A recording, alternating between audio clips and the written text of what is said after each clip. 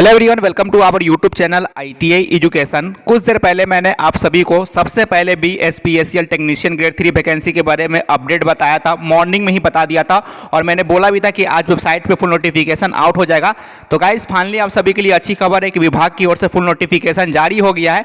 इस वीडियो में बने हुए रहिएगा, मैं आप सभी को सारा डिटेल बताऊँगा, चाहे वो क्वालिफिकेशन से रिलेटेड हो, फीस से रिलेटेड हो, सिलेक्शन प्रोसेस हो, सिलेबस हो, कैसे फॉर्म भरना है, सारा डिटेल बताऊँगा गाइस। बस वीडियो में बने हुए रहिएगा। आने वाले दिनों में मैं आप लोगों को कटअप के बारे में वीडियो बनाऊंगा, प्रीवियस पेपर के बारे में बताऊंगा, कैसे पास करना है, सैलरी क्या मिलता है, सारा डिटेल बताऊंगा। बस चैनल को सब्सक्राइब करके बेल आइकन को ऑल कर दीजिएगा। नीचे में लिंक मिल जाएगा, टेलीग्राम ग्रुप से भी जुड़ जाइएगा।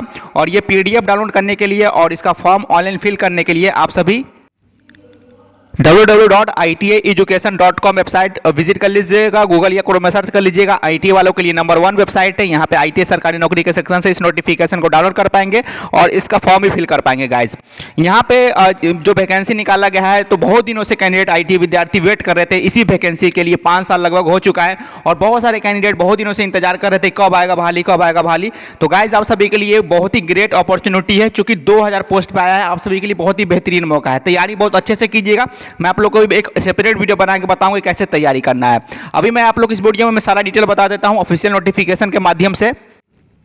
तो गाइज मैंने देखिएगा मॉर्निंग में जब वीडियो बनाया था, बहुत सारे कैंडिडेट कमेंट कर रहे थे कि सर यहाँ पे वेबसाइट पे तो आया हुआ नहीं है, क्या वैकेंसी सही में आया है कि नहीं आया है। तो गाइज जब भी मैं नोटिफिकेशन डालता हूँ तो 100% रियल ही अपडेट देता हूँ। कभी भी मैंने ऐसा कोई भी अपडेट नहीं दिया हो जो गलत हो। मैं जैसे भी नोटिस आता है मैं उसके बारे में पहले चेक करता हूँ, तभी आप लोग को प्रोवाइड करता हूँ। तो गाइज देखिए आपने मैंने सबसे पहले ही आप लोग को सबसे पहले यूट्यूब पर सबसे पहले अपडेट आप लोग को दिया था गाइज। तो फाइनली फुल नोटिफिकेशन भी आ गया है। तो मैं आप लोग को सारा डिटेल यहाँ पे दिखाता हूँ। मैं ओनली फॉर टेक्नीशियन का दिखाऊंगा, बाद बाकी JEE का हो गया या असिस्टेंट इंजीनियर का हो गया या और भी जो नॉन टेक्निकल है वो आप लोग वेबसाइट पे जाके चेक कर लीजिएगा, होल्डिंग के वेबसाइट पे। तो यहाँ पे देखिएगा ये जो डिपार्टमेंट है Bihar state power holding company limited, इसको हम लोग शॉर्ट में BSPSCL बोलते हैं। और ये बिहार सरकार का उपक्रम है। यहाँ पे देख सकते हैं ए गवर्नमेंट ऑफ बिहार अंडरटेकिंग। और एडवर्टीजमेंट संख्या है 5/2024, यानी कि इसको एम्प्लॉयमेंट नोटिस है 5/2024। और पोस्ट का नेम है टेक्नीशियन ग्रेड 3। अब देखिए इस वाले वैकेंसी में ऑल ओवर इंडिया के कैंडिडेट एलिजिबल है। आप कोई भी राज्य से बिलोंग करते हैं, कहीं से भी आप लोग बिलोंग करते हैं तो इस फॉर्म के लिए अप्लाई कर सकते हैं। और ये जो जॉब है ये परमानेंट जॉब है, रेगुलर जॉब है, परमानेंट जॉब है, ये बात ध्यान में दीजिएगा गाइज। तो ये देखिए ये फॉर्म जो है ये आप लोग का ऑनलाइन फिल होगा। अब फॉर्म में जो ऑनलाइन फिल कीजिएगा उसके बाद आप लोग का जो एग्जाम होगा, एग्जाम में मार्क्स के आधार पे आप लोगों का कंपनी अलॉट होगा। अब देखिए आप लोग जो कंपनी चूज कीजिएगा, जब आप लोग का सिलेक्शन हो जाएगा तो यहाँ पे 3 कंपनी है। जैसे कि एक तो आप लोग का 2 डिस्ट्रीब्यूशन का हो गया, एक तो north Bihar power distribution company limited, एक है आप लोग का south Bihar power distribution company limited, और एक है Bihar state power transmission company limited जिसको बोलते हैं BSPTCL। और आप लोग का एक हो गया SPPDCL और NPPDCL।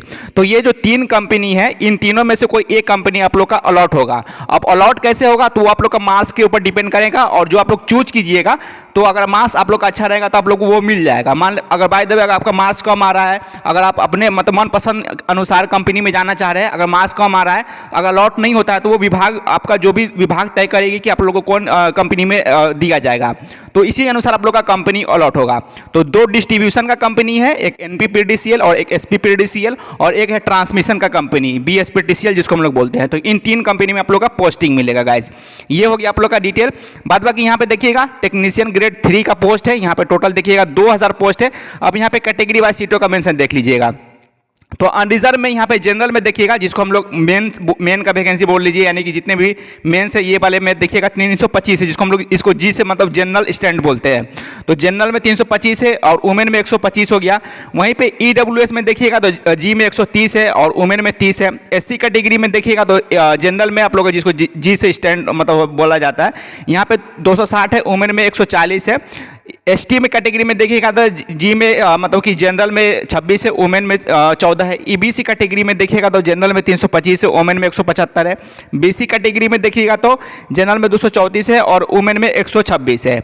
अब जनरल मतलब ये मत समझ लीजिए कि जनरल कैटेगरी, जनरल मतलब हो गया कि मेंस, यानी कि जो मेंस का वैकेंसी है ये वुमेन्स का आप लोगों को पता है कि बिहार में रिजर्वेशन है, तो वुमेन्स का अलग से सीट यहाँ पे रिजर्व कर दिया जाता है। तो ये हो गया मेंस का वैकेंसी और सामने में लिखा गया है वो वुमेन्स का वैकेंसी। तो यहाँ पे कैटेगरी वाइज है, अनरिजर्व अनरिजर्व का है, ईडब्ल्यूएस है, SC category, ST category, EBC और बीसी। तो ये आप लोग का हो गया कैटेगरीज वाइज वैकेंसी। टोटल यहाँ पे 2000 पोस्ट आप लोग का यहाँ पे बम्पर भर्ती है गाइस, बहुत ही बेहतरीन मौका है। पोस्ट का नेम है टेक्नीशियन ग्रेड 3। अब लास्ट टाइम जो असिस्टेंट ऑपरेटर का वैकेंसी निकला था वो अब प्रमोशनल पोस्ट हो गया, जिसको हम लोग टेक्नीशियन ग्रेड 2 के नाम से जानते हैं।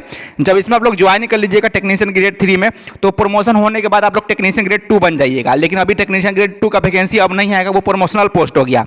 लास्ट टाइम में आया था लेकिन अभी ओनली टेक्नीशियन ग्रेड 3 ही आया है। 3 के बाद आप लोग का प्रमोशन होगा तो 2 में होगा, लेकिन 2 का पहले वैकेंसी आता था, अब नहीं आएगा गाइस। यहाँ पे देख सकते हैं ओनली 3 का आया है। क्वालिफिकेशन की बात करूं तो यहाँ पे आप लोग का 10th पास रहना चाहिए कोई भी बोर्ड से, और आईटीआई पास रहना चाहिए इलेक्ट्रीशियन ट्रेड में एनसीबीटी या एससीबीटी बोर्ड से। दोनों में से किन्हीं में से कोई में से एक में बोर्ड में आप लोगों ने आईटीआई किया है, इलेक्ट्रीशियन ट्रेड में 2 साल का, तो आप लोग अप्लाई कर सकते हैं। देखिएगा ओनली यहाँ पे इलेक्ट्रीशियन ट्रेड ही एलिजिबल है, यहाँ पे बात बाकी कोई भी अनट्रेड यहाँ पे एलिजिबल नहीं है। यहाँ पर ध्यान देना है, ओनली फॉर इलेक्ट्रीशियन ट्रेड। और जो कैंडिडेट यहाँ पे अपियरिंग है, जिनका अभी फाइनल नहीं हुआ है आईटीआई, वो यहाँ पे अप्लाई नहीं कर पाएंगे। ये भी बात आप लोग को ध्यान देना है। तो यहाँ पे एनसीबीटी एससीबीटी दोनों बोर्ड को दिया गया है। इलेक्ट्रीशियन में आप लोग का आईटीआई पास रहना चाहिए 10वीं के साथ में। प्रोविजन पीरियड की बात करूँ तो 2 सालों का यहाँ पे प्रोविजन है, सभी विभागों में होता है प्रोविजन। कहीं पे 2 साल होता है, कहीं पे 3 साल का होता है, यहाँ पे 2 सालों का प्रोविजन है। 216 के बाद आप लोग रेगुलाइजेशन का आप लोग एक लेटर निकल जाएगा, आप लोग परमानेंट हो जाइएगा। इसे ये मत समझिए कि कॉन्ट्रैक्ट है, बिल्कुल नहीं, ये आप लोग का परमानेंट है, रेगुलर जॉब है 100% गाइस। अब यहाँ पे सैलरी की बात करूँ तो देखिएगा आप लोग का सैलरी का जो पे स्केल लेवल 4 का सैलरी मिलेगा एज पर 7th PRC। अब देखिएगा 1 सालों तक यहाँ पे इनका पे बैंड देख लीजिएगा। 1 सालों तक आप लोग का ओनली 9200 रुपये आप लोग का पर मंथ जो है वो पेमेंट किया जाएगा। देख सकते हैं कंसोलिडेटेड पे ड्यूरिंग 1 ईयर प्रोविजन पीरियड। तो देखिएगा आप लोग का 1 सालों का जो जॉब रहेगा, मतलब सॉरी 1 सालों का जॉब नहीं, 1 सालों तक जो आप लोग को सैलरी मिलेगा वो ओनली 9200 रुपया ही पेमेंट किया जाएगा। जैसे ही 1 साल कंप्लीट हो जाएगा तो आप लोग का लेवल 4 का सैलरी मिलने लगेगा गाइज। यहाँ पे सैलरी में बात करूँ तो आप लोग का 35 प्लस सैलरी आप लोग का मिल जाएगा गाइज इन हैंड। ठीक है, इन हैंड सैलरी आप लोग का 35 प्लस आप लोग का सैलरी मिल जाएगा, कोई दिक्कत नहीं है। 1 सालों तक बस थोड़ा सा कम यहाँ पे सैलरी मिलेगा। 1 सालों तक यहाँ पे इसमें ज्वाइन कीजिएगा तो 1 सालों तक आप लोग का 9200 रुपया पेमेंट किया जाएगा। जैसे ही 1 साल के कंप्लीट हो जाएगा तो लेवल 4 का सैलरी आप लोग का स्टार्ट हो जाएगा। डेट मीन्स आप लोग का 35 प्लस सैलरी आप लोग का बन जाएगा जितने भी कटने छटने के बाद। ठीक है, जो भी NPS वगैरह करती है या जो भी अदर जो भी करती है वो कटने के बाद गाइज। तो 1 सालों तक यहाँ पे थोड़ा सा कम है, बाद बाकी 1 सालों के बाद आप लोग का जो रेगुलर पे स्केल लेवल 4 का वो मिलना शुरू हो जाएगा। ये आप लोग का सैलरी पे स्केल हो गया। उसके बाद एज लिमिट की बात करूँ तो यहाँ पे अलग अलग कैटेगरी का मेंशन कर रखा है। अनरिजर्व में 18 से 37 साल है, एससी कैटेगरी में 18 से 42 है, एसटी कैटेगरी में 18 से 42 हो गया, ईबीसी में 18 से 40 है, बीसी में 18 से 40 है और फीमेल में 18 से 40 है। ये आप लोग का हो गया एज कैटेगरी, यहाँ पे सॉरी एज लिमिट के बारे में, मिनिमम एज और मैक्सिमम एज। ठीक है, तो एक ओवरव्यू ये है कि आप लोग का मतलब 18 से 37 यहाँ पे मिनिमम हो गया और मैक्सिमम 37 है। बाद बाकी यहाँ पे एज में रिलैक्सेशन को जोड़ करके ये एज लिमिट जो है वो बता दिया गया है गाइस। तो ये आप लोग का हो गया एज लिमिट के बारे में जानकारी। फीस की बात करूँ तो यहाँ पे unreserved category, EWS category, BC category में आप लोग का 1500 रुपया फीस पेमेंट करना होगा। वहीं पे एससी कैटेगरी हो गया, एसटी कैटेगरी हो गया, दिव्यांग कैंडिडेट हो गया, उसके बाद फीमेल हो गया, इनको 375 रुपया फीस ये जो है पेमेंट करना होगा एप्लीकेशन फीस। और ये एप्लीकेशन फीस आप लोग का ऑनलाइन आप लोग को ये फीस पेमेंट करना होगा गाइस। उसके बाद मैं यहाँ पे पहले डेट बता देता हूँ, उसके बाद मैं आप लोग को यहाँ पे सिलेक्शन प्रोसेस के बारे में बताऊंगा, सिलेबस के बारे में बताऊंगा। तो ये फॉर्म आप लोग का 1 अप्रैल से स्टार्ट हो जाएगा। लास्ट डेट है फॉर्म भरने का 30 अप्रैल तक इस फॉर्म को फिल कर पाएंगे। और आप लोग का जो ऑनलाइन सीबीटी परीक्षा होगा ये मई जून 2024 में होगा, मई या जून में आप लोग का हो जाएगा।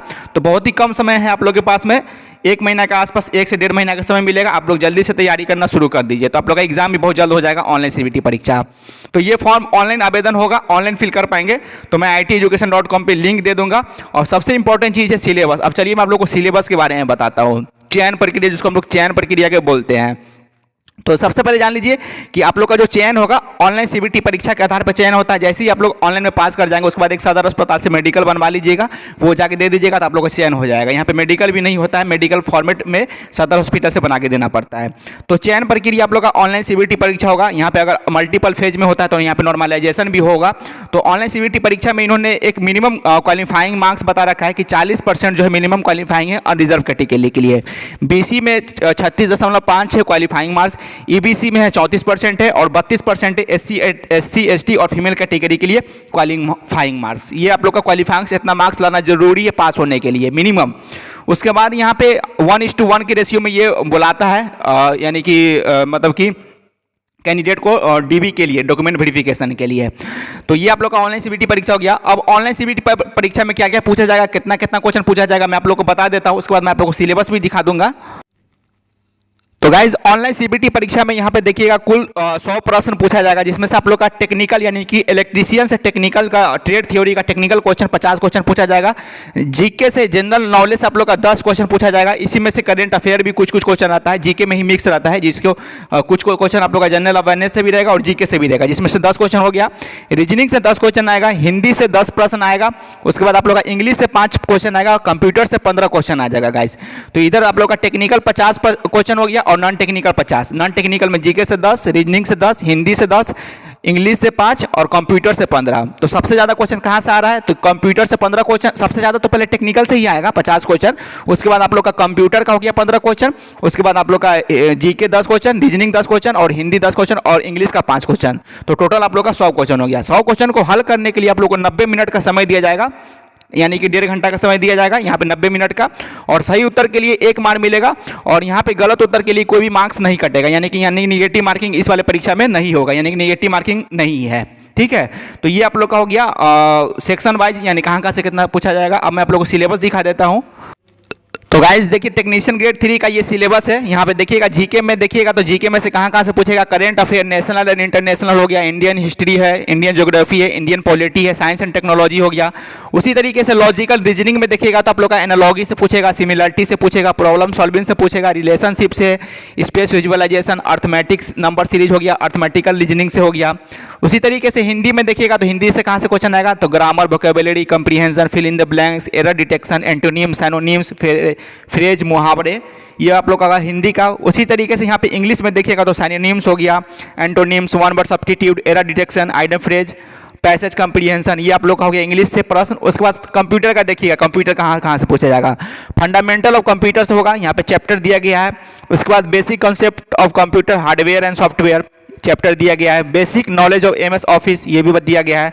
उसके बाद यहाँ पे बेसिक नॉलेज ऑफ इंटरनेट के बारे में बताया गया है, basic knowledge of computer network के बारे में बताया गया है। उसके बाद basic knowledge of cyber security, यहाँ से भी क्वेश्चन पूछा जाएगा।